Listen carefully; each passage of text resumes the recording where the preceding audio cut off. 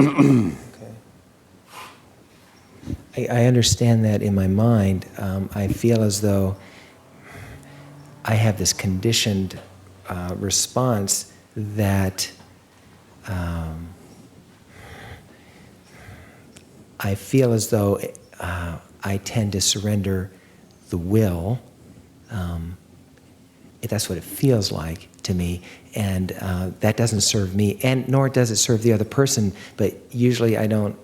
That doesn't dawn on me until down the road a little bit, and then there's this little voice that goes, wait. And it's not just in relationship; it can be in or an intimate relationship. It can be in a work setting. How I guess the question would be for me: how can I best differentiate what you're talking about, feeling when I'm surrendering to perhaps my guidance or the flow that is the flow, capital T or capital F, as opposed to surrendering to somebody else's best idea of what they think it ought to look like.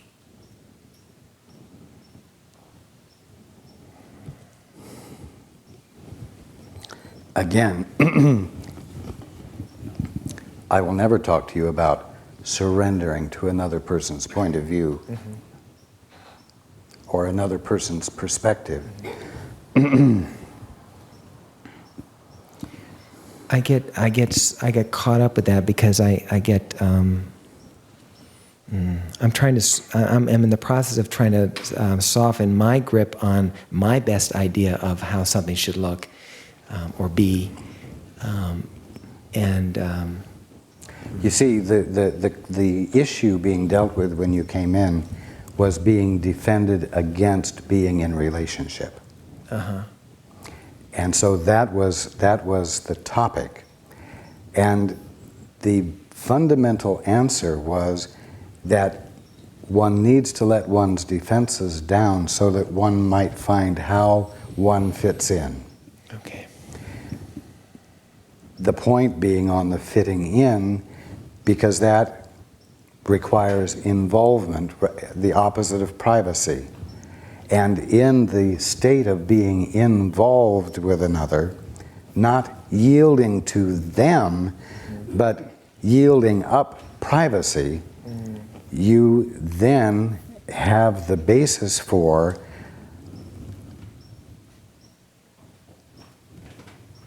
coming to conclusions that are mutually agreed upon for the best interest of everybody involved, not for the interest of one and not the other. But before you can arrive at that point,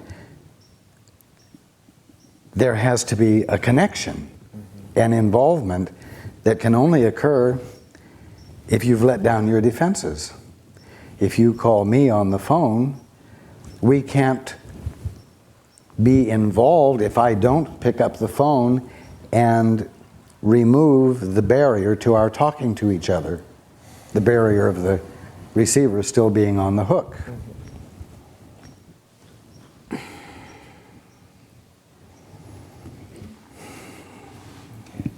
So, how might I, at this point or this juncture, best surrender my favorite defenses? Your what? My favorite defenses, or my defenses, period. I mean, what, from your vantage point, how could I do that?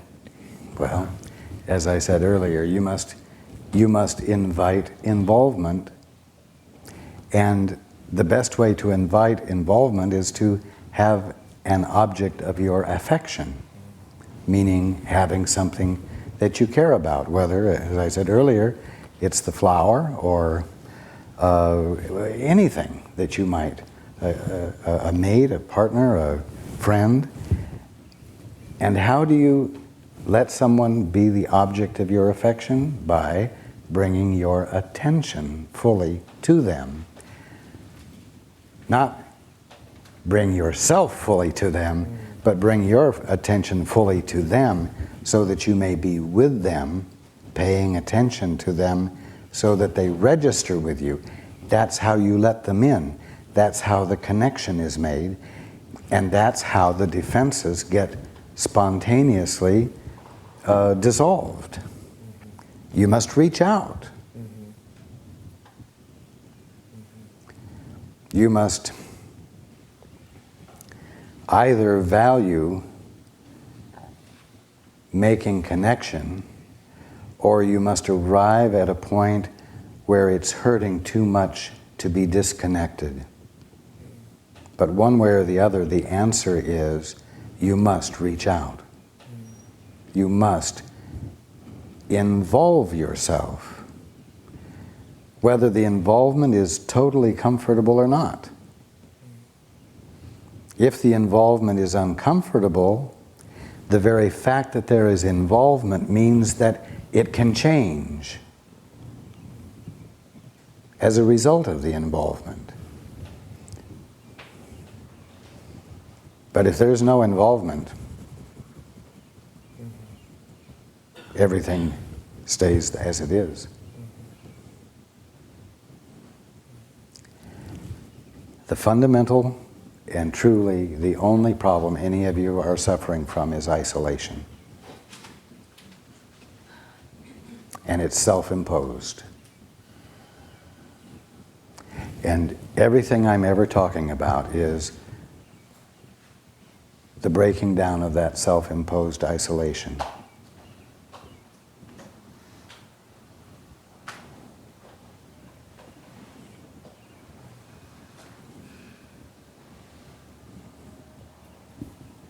So why does it seem so hard to just let go of it, or to just open our eyes? Because it feels safer to you to be in whatever state of isolation you're in. But also, as long as you are in a state of isolation, you're going to feel fear. You're going to feel uncomfortable because you're experiencing something that is totally unnatural. Well, as long as you're feeling fear, you're going to feel the call for fortifying your defense. And so it's a squirrel cage. And so you have to fly right in the face of all that feels true to you to break the isolation. And you have to risk the chance, as we spoke of earlier, that when you let down the wall, you won't be faced with hurt and attack and greater suffering. You have to risk the chance. But everyone that does, to one degree or another, experiences the blessing and starts telling others of it and encouraging them to do it. And it gives them the courage to violate the next threshold of defense and security. Self-imposed security that constitutes a defense against all the rest of your good.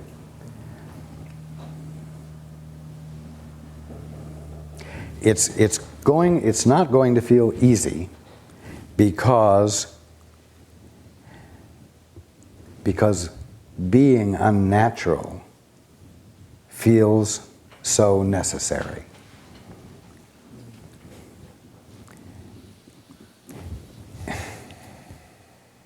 It doesn't seem easy to risk the chance that if you let down your defense, you'll be safe. Because in your defended state, everything in you says that the defense is essential to your safety. That's the why of it. It's not true, but my saying that it isn't true doesn't mean that it will make sense to you from within your defense. But at least you're hearing something different. A different point of view has been expressed that you now have the opportunity to take hold of and experiment with. You see? And that's the point. That's why I'm doing it. So that you have another voice than the one that's telling you your defense is essential.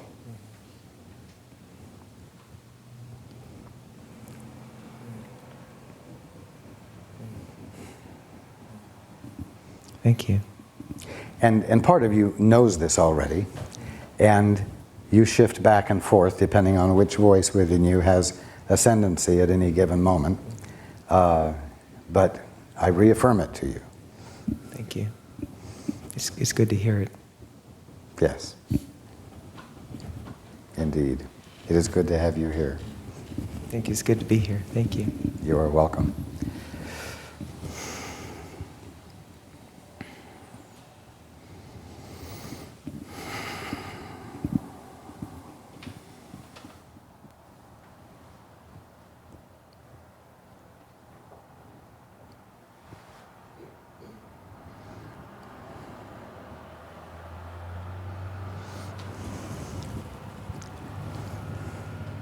Paul is always wanting to be fair.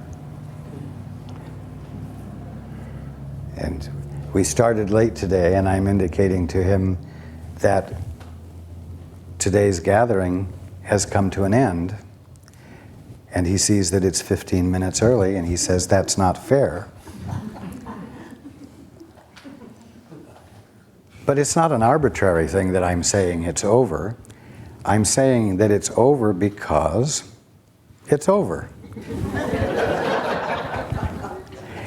I'm saying it's over because there has been a completion, a complete gelling of everything that has transpired today. And so I'm not going to stand on ceremony and say, let's overextend the party. I'm going to let it be complete, whether Paul likes it or not.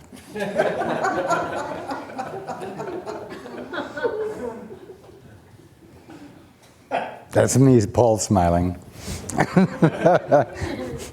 Okay. Does this mean it's over?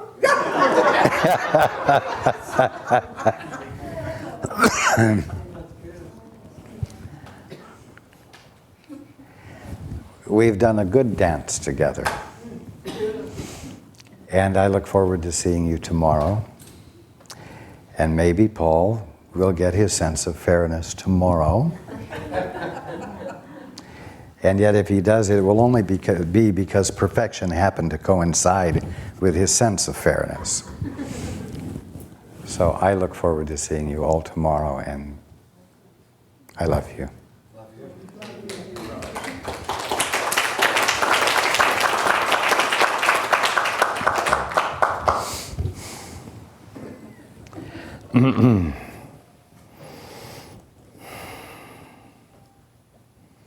So who would like to begin?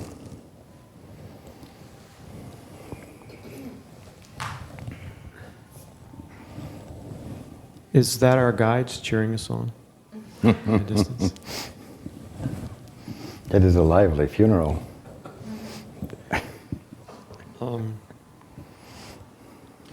When I meditate, there is a practice that I do that helps me not think.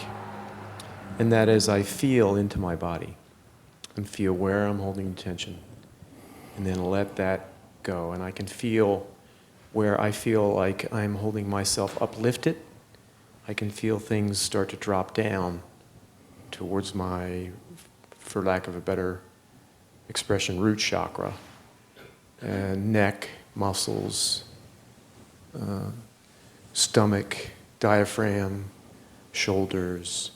All my energy just moved down towards the root chakra.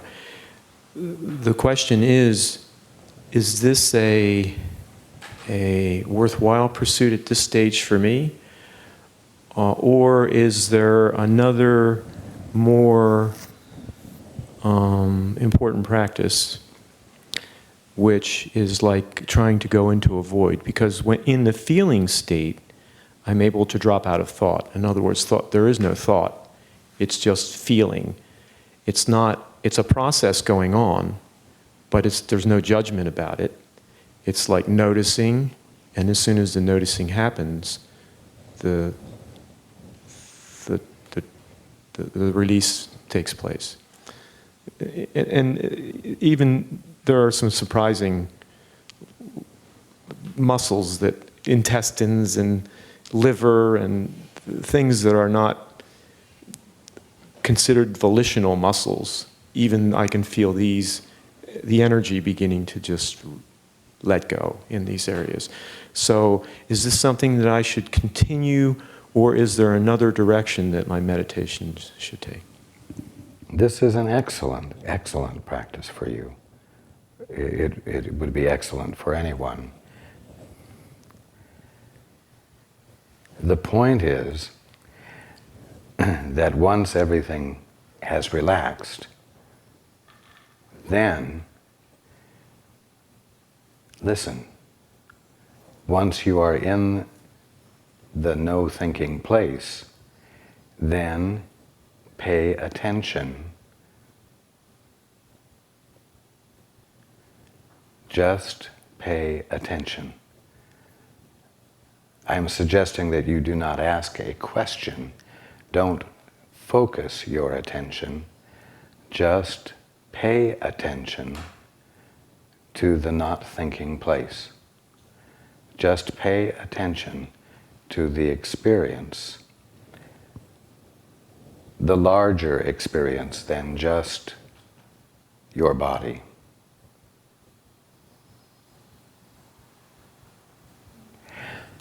In the silence and in this place of peace that seems to be empty of thoughts and volition and intent, this place is full.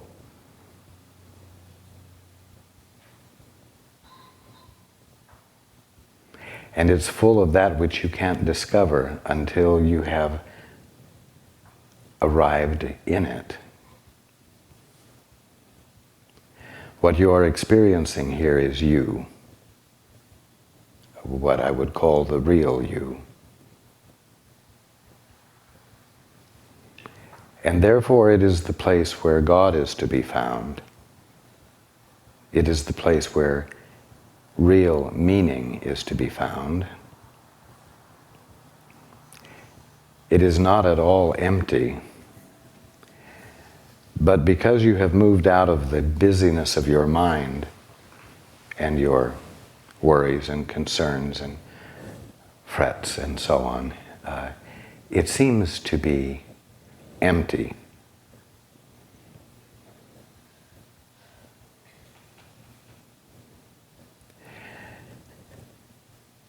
If you practice arriving in this place and then abiding there, I will give you one clue. You will find that you are able to move around in it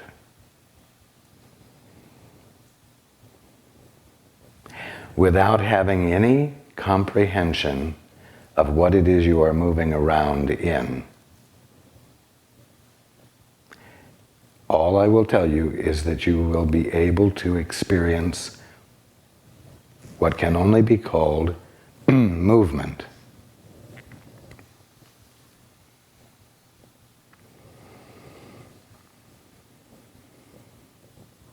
In other words, that is one of the first things that you will discover.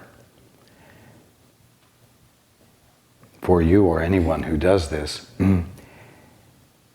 it becomes a practice of discovering that which you are not familiar with, but that which you will become familiar with.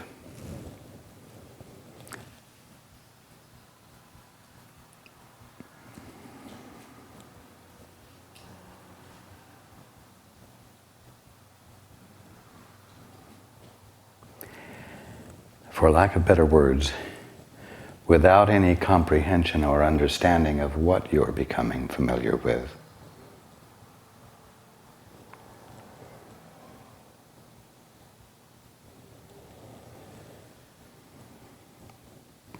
because you will find that you are able to move without understanding what you are moving through or what the movement is,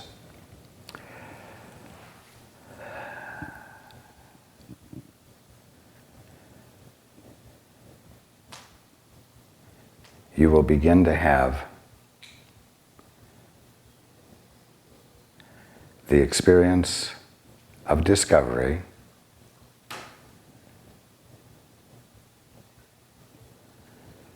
of that of which you have had no comprehension.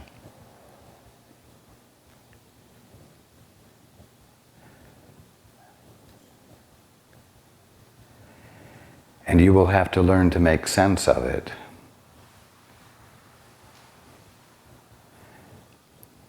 Based upon the experiences you are having.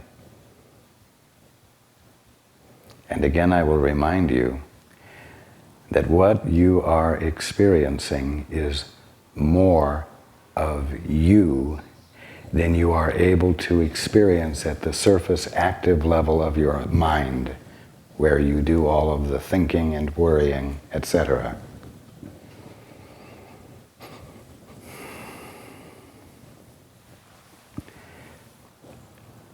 Do this practice, move into the emptiness, and then pay attention.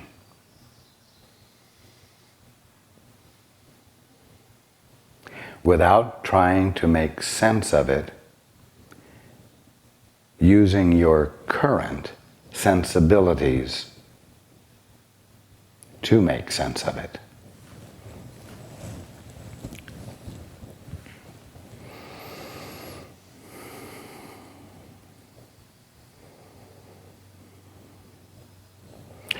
The only thing I can liken it to is the way you might imagine a baby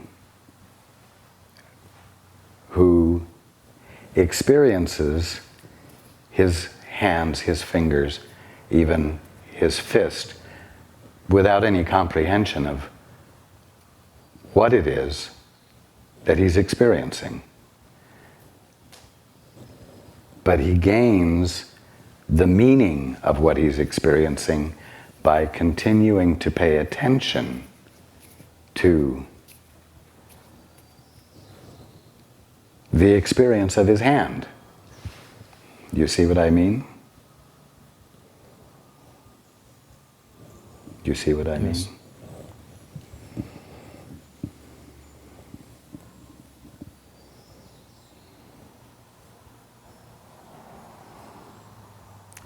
Learn to pay attention unconditionally.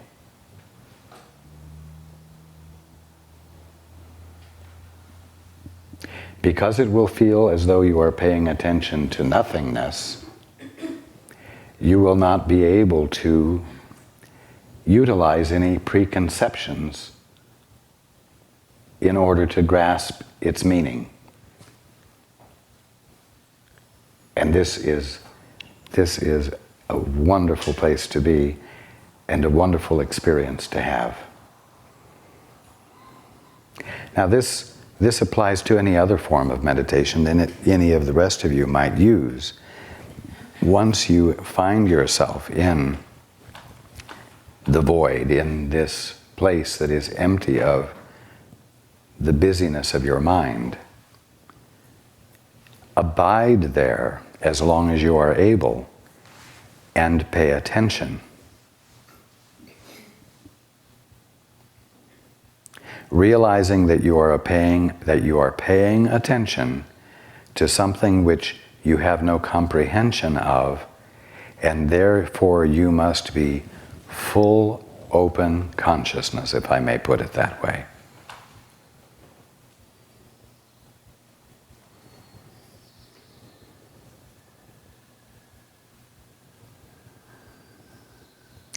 Meaning will begin to register with you. And if you are led to talk about it with anyone else, you will be able to put words to it. But I will suggest to you that generally speaking, you will not be inclined to share it with other people, because you know that if you do, they are going to go into the void with preconceptions, which will get in the way of the experience that you have now found is worthwhile,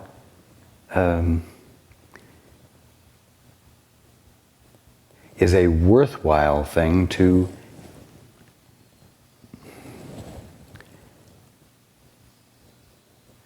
I do not want to say attain, but is a worthwhile thing to take steps to experience.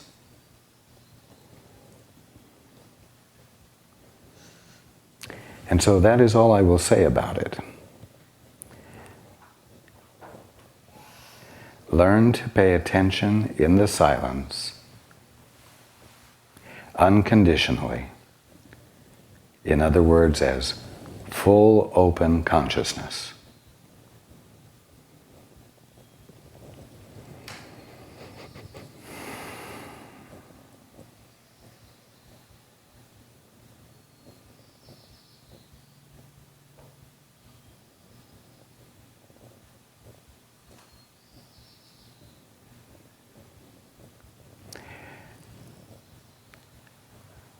There is no accomplishment to be gained from this.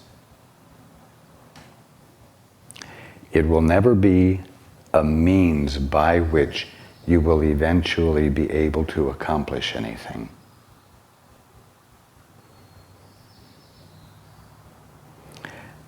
The best way I can describe it without disclosing anything significant that would get in the way is that it is a matter of sinking into the deepest point of the essence of your being. And you don't do that in order to accomplish anything. You do it so that you will no longer be confused.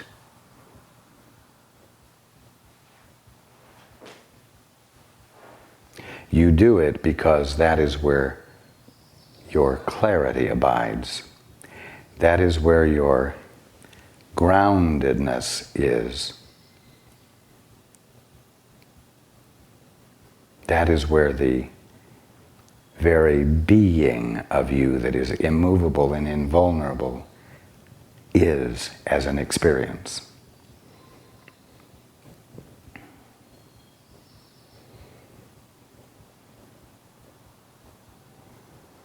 Now, as with any meditation,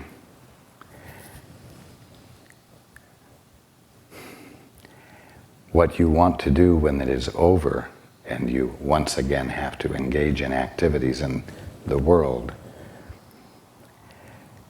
you want to move gracefully back into those activities, doing your best not to lose the deep experience, so that you engage in your daily activities without rising back to the busy surface of your mind with all the thoughts and fears that had been going on before. And thank God you had this deep experience,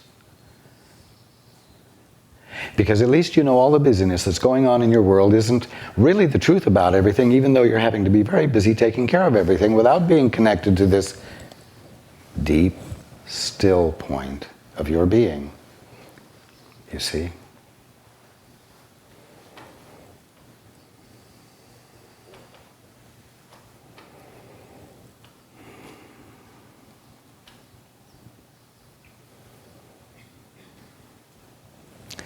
The anchor of your being does not lie in the understanding of anything. You all tend to try to gain understanding so that you may use what might be called a grid of understanding to stand upon and then be safely in the world from the basis of that understanding.